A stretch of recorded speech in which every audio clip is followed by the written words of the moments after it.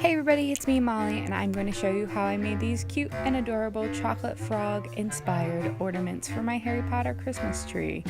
So first you're going to need some modeling clay. I like this modeling clay. You can get it at any local craft store, and you're going to need a chocolate frog mold, and I got mine off of Amazon. I will put a link in my description. So you take your modeling clay and you grab a little bit of it and you kind of press it into there. I was making mine hollow so it would be lighter and would use less clay.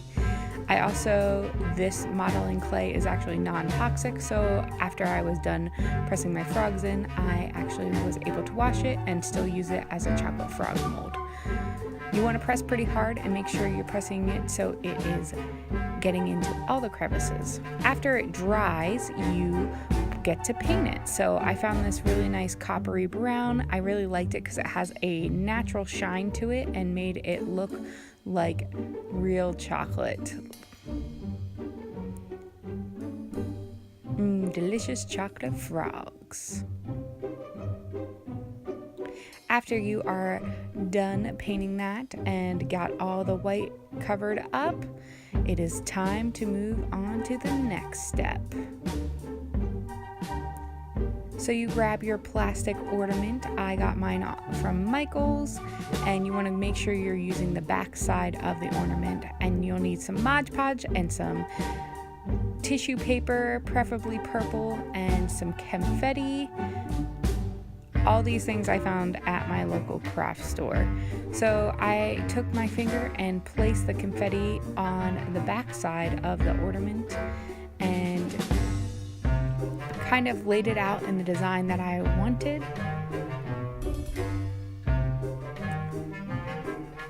Then I took some Mod Podge and kind of squirted it inside of it. Then taking some tissue paper, I pressed it onto the back side of it. This kind of will hold your confetti in the place that it needs to be. And then I took some more Mod Podge and laid it on top of the tissue paper. This kind of makes like a decoupage kind of thing where you're kind of sealing it into place. So I took my finger and kind of smoothed it out and making sure that the tissue paper was wet and glossy.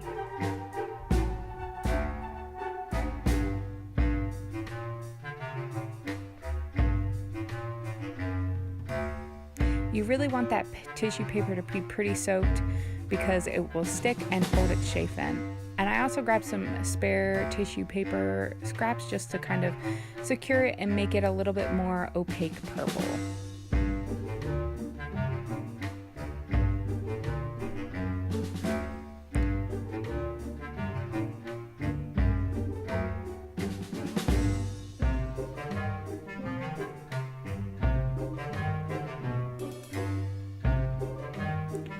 For the next step, I took some more confetti and pushed it into the stickiness of the Mod Podged areas, and that held them into place. After I was satisfied with how much confetti was in there, I grabbed my Mod Podge and a brush and just kind of sealed it in just a little bit more with just a little bit more Mod Podge over top of all the stars. And that just made sure that they stayed in there. So you set that aside and you let it dry. And now it's time to stick the frog in. So I lined up my frog with the top of the ornament where the little knob where the string is attached, and pressed down with some hot glue.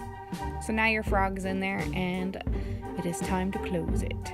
So I closed it, and then now is your choice. I had two different types of ribbon. I decided to go with the thicker ribbon because it kind of reminded me of the outside of the box. I'm sure you could find different type of ribbons. This is a ribbon that was left over from a previous project, and I used it for this one, and I thought it turned out really awesome. It kind of gave it appearance of like the frog being in a box. But like I said before, you could use a different type of ribbon. You could use a thinner ribbon. You don't even have to use a ribbon. I just thought it gave it a little bit of an extra thing that made it look really awesome. So I took my glue and hot glue and I kind of glued the edges of the trim and pressed that down. Please be careful. Hot glue is hot.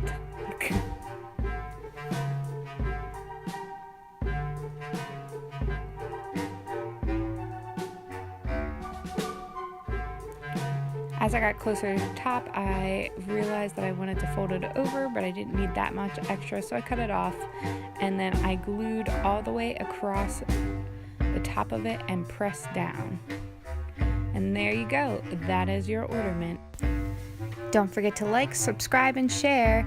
And if you do this craft, leave a comment down below. I'd love to see it. Thanks for watching. Bye!